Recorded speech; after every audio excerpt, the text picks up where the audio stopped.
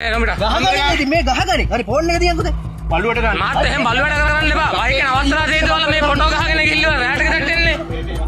ඔයාලා මාර මිනිස්සුනේ.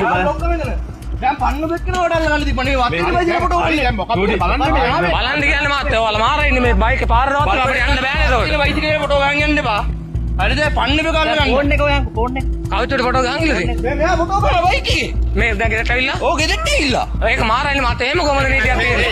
ගෙදර තියෙන බයික් එකක් කොහමද ෆොටෝ ගහයි යන්නේ? මම ෆෝන් ගන්නේ. කවුද ෆෝන් එකට බයින් ගියේ? ඔයා මහත්තයා බොරු ගන්න එපා. ඔයා ෆෝන් එකේ ෆොටෝ එඩිට් ගන්න. මට ඔයාගේ යුනිෆෝම් එකකුත් නැහැ ජොබ් එක හරියට කරන්න.